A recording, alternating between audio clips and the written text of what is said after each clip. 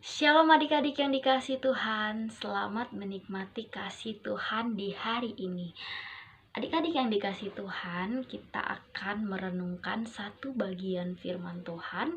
Namun sebelumnya kita berdoa. Mari kita berdoa. Tuhan Yesus, terima kasih buat kasih setiamu, penyertaan-Mu dalam kehidupan kami. Kami boleh menikmati kasih-Mu di hari ini semua karena kebaikan Tuhan Yesus.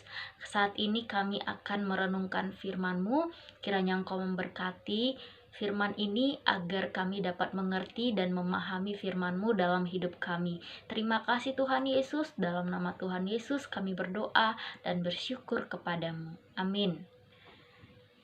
Ya, adik-adik yang dikasih Tuhan, hari ini kita akan bahas tentang kasih. Ya, kasih ya atau kasih. Nah, adik-adik yang dikasih Tuhan, mungkin kita sering ya dengar kata kasih. Kasih, kasih, kasih. Ya, apa sih kasih itu adik-adik? Apa ya kasih? Ada yang bilang kasih itu adalah perasaan sayang. Ada yang bilang juga kasih itu rela berkorban. Nah, adik-adik, kita akan bahas firman Tuhan ini di dalam Alkitab. Coba adik-adik, mari kita buka Alkitab masing-masing. Kita akan membaca satu bagian firman Tuhan dari 1 Korintus 13. 1 Korintus 13 ayat 4 sampai 6. Jika sudah mendapatkannya, kita akan baca bersama-sama ya. 1 Korintus 13 ayat 4 sampai 6 berbunyi demikian. Kasih itu sabar, kasih itu murah hati, ia tidak cemburu, ia tidak memegahkan diri dan tidak sombong. Ia tidak melakukan yang tidak sopan dan tidak mencari keuntungan diri sendiri.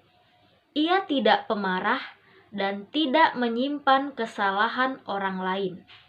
Ia tidak bersukacita karena ketidakadilan, tetapi ia bersukacita karena kebenaran. Ya, adik-adik yang dikasihi Tuhan, kita sudah baca di dalam Alkitab ini tentang kasih. Nah, bagaimana sih sebenarnya kasih yang sesungguhnya di dalam Alkitab? Apakah sama dengan kasih-kasih yang ada di dunia ini? Kenapa? Karena kasih yang ada di dunia ini mengajarkan bahwa kebaikan harus dibalas dengan kebaikan. Dan kejahatan harus dibalas dengan kejahatan. Kadang ada yang berpikir demikian ya adik-adik. Kalau dia baik sama saya, ya wajar dong saya baik dengan dia. Tapi kalau dia jahat sama saya akan lebih jahat. Tapi adik-adik tidak demikian kata Alkitab. Gimana sih kata Alkitab? Tadi yang pertama kita baca, kasih itu sabar. Nah, jadi adik-adik, kalau kita memang mengasihi, pasti kita akan menjadi orang yang sabar. Ya, apa sih contohnya Kak? Orang sabar itu seperti apa sih? Nah, adik-adik pernah nggak sih kalau menunggu sesuatu? Contohnya, menunggu adik pulang sekolah, ya kan? Biar pulang bareng gitu ya. Aduh, kok adik saya lama banget sih pulangnya? Saya udah pulang. Atau sabar ketika orang tua belum memberi apa yang kamu inginkan. Kamu dituntut untuk sabar. Aduh, aku pengen beli tas baru mama, tas jalan-jalan. Tapi mama bilang apa? Tas kamu kan masih ada sayang. Tunggu ya sebentar lagi. Tunggu kita punya uang. Nah, adik-adik bisa sabar gak sih? Nah, kasih mengajarkan kita untuk sabar. Nah, yang kedua, apa sih kasih itu? kasih itu murah hati. Nah, adik-adik yang dikasihi Tuhan, pernah nggak sih adik-adik ketika punya pulpen 2 ya, terus temen nggak punya, adik-adik mau kasih nggak sih? Atau adik-adik, udah deh, biarin aja, kan saya punya 2 nih, nanti kalau satu lagi nggak bisa dipakai, terus saya nggak bisa dong. Nah, adik-adik yang dikasih Tuhan, itu namanya pelit. Tapi firman Tuhan ngajarin kita untuk apa? Murah hati. Jika teman kita nggak punya, kita harus beri dia. Kalau kita punya 2, itu artinya murah hati. Lalu kasih itu seperti apa ya? Yang ketiga, kasih itu tidak cemburu. Nah, adik-adik, siapa di sini yang suka cemburu? Ayo ngaku. Apa di sini yang suka cemburu? Misalnya nih ya, mama beliin adiknya sepatu sekolah yang baru. Kamu nggak dibeliin karena punya kamu masih bagus. Nah, kamu langsung cemburu. Ih, kok adik dibeliin yang baru ya? Aku enggak. Nah, adik-adik yang dikasih Tuhan itu namanya cemburu. Itu namanya iri. Loh, kok dia bisa ya, aku enggak ya? Nah, adik-adik nggak boleh seperti itu. Firman Tuhan bilang apa? Tidak cemburu. Kasih itu nggak cemburu loh. Nah, kalau kamu cemburu, berarti kamu belum mengasihi. Oke, itu yang ketiga ya. Sekarang yang keempat. Yang keempat, kasih itu tidak sombong. Nah, adik-adik yang dikasih Tuhan, jika kita sombong, berarti tidak ada kasih di dalam diri kita. Contoh ya, kita nggak mau nih berteman sama, misalnya, aku kan anak orang kaya, aku nggak boleh nih berteman sama anak orang miskin, kaum rakyat jelata gitu ya, kayak di film-film itu. Nah, adik-adik itu nggak boleh. Kenapa? Kasih itu tidak memandang rupa, tidak memandang latar belakang keluarga. Kasih itu tidak sombong. Kasih itu tidak melihat dia siapa, keluarga dari mana, dia punya apa. Tidak boleh adik-adik. Kasih itu tidak sombong. Karena kamu punya, terus kamu tidak mau bermain dengan orang yang gak punya. Nah, itu dikatakan sombong. Tapi firman Tuhan bilang, kasih tidak sombong. Jadi anak sekolah minggu tidak boleh sombong. Ya, itu yang keempat. Lalu yang kelima. Yang kelima itu kasih itu seperti apa, Kak? Kasih itu tidak melakukan yang tidak sopan. Nah, gimana sih yang tidak sopan itu dalam kehidupan sehari-hari? Kita tidak menghargai orang tua kita.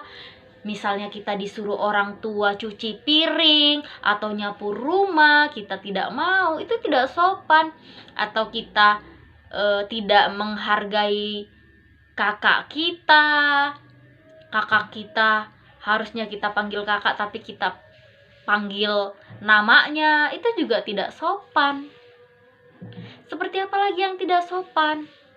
Buang sampah sembarangan itu juga tidak sopan loh adik-adik. Buang sampah itu pada tempatnya. Lalu banyak hal ya, hal-hal yang tidak sopan. Berbicara yang tidak sepantasnya, omong kotor, omong jorok, itu ya. Itu adalah perbuatan yang tidak menunjukkan kasih. Yaitu perbuatan yang tidak sopan. Nah, itu yang kelima adik-adik. Kasih tidak melakukan yang tidak sopan. Lalu yang keenam, kasih tidak mencari keuntungan diri sendiri.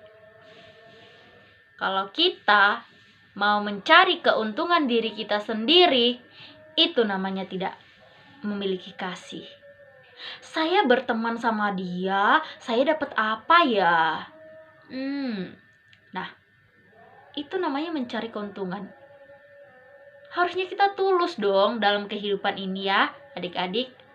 Kita tidak boleh mencari keuntungan diri sendiri. Kalau dia tidak menguntungkan bagi saya tidak mau berteman dengan dia. Itu adalah perbuatan yang tidak baik. Itu tidak menunjukkan kasih. Itu dia yang keenam. Kasih tidak mencari keuntungan diri sendiri. Lalu apa yang ketujuh?